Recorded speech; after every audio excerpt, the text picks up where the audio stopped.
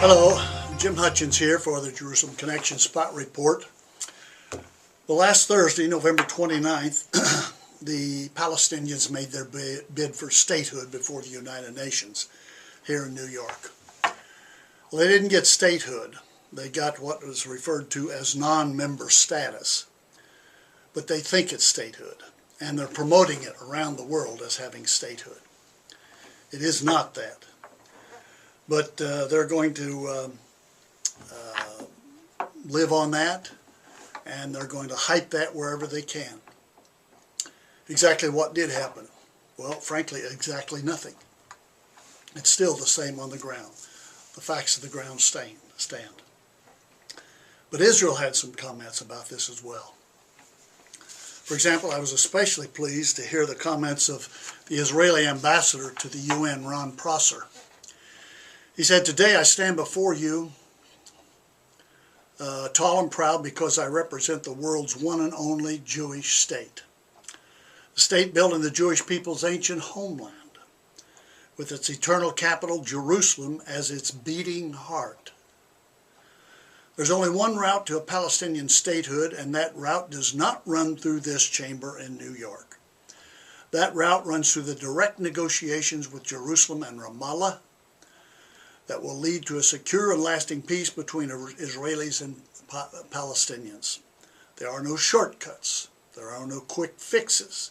No instant solution. As for the rights of the Jewish people in this land, I have a simple message for those gathered in the General Assembly today. No decision by the UN can break the 4,000-year-old bond between the people of Israel and the land of Israel." Strong words. Glad words to be heard. This was at the UN on last Thursday. This past Sunday, Prime Minister Netanyahu, at his weekly cabinet meeting, said this. He said, "The Palestinian Authority's one-sided step at the UN constitutes a gross violation of the agreements that we have signed as the State of Israel. Accordingly, the government of Israel rejects the UN General Assembly decision. I'd like to reiterate, there will be no Palestinian state without an arrangement in which the security of Israeli citizens will be ensured. There will be no Palestinian state unless the State of Israel is recognized as the state of the Jewish people. There will be no Palestinian state until the Palestinians declare an end to the conflict. Israel will not agree to Judea and Samaria becoming a base for Iranian terrorism, as happened in the areas evacuated in the Gaza Strip and in Lebanon." Strong words. Welcome words. I'm really glad to hear them. And they'll stick by, there's no question about it. But an even stronger case can be made, and it's always made when the scriptures are cited, when God's word is cited. When the Palestinians hear that, they go ballistic.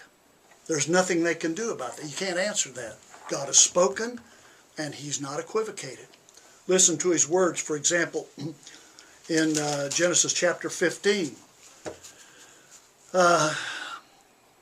"On that day Yahweh made a covenant with Abraham and said, 'To your descendants I give this land from the river of Egypt to the great river Euphrates.'" Then chapter 17, verse 7, he says, "I will establish my covenant as an everlasting covenant." Does everlasting mean today? I think so. "I'll establish my covenant as an everlasting covenant between me and you and your descendants after you for the generations to come, to be your God and the God of your descendants after you." The whole land of Canaan, Judea and Samaria, West Bank, are at the heart of the land of Canaan. Whole land of Canaan, where you're now an alien, I will give as an everlasting possession to you and your descendants after you, and I will be your God. God is not stammered. There's no question but what he means. And this word will stand beyond any of the hype that can come out of the United Nations here in New York. God has spoken, and it will happen. Till next week, Od Ki Yavo Shiloh, or until Messiah comes, Shalom Aleichem.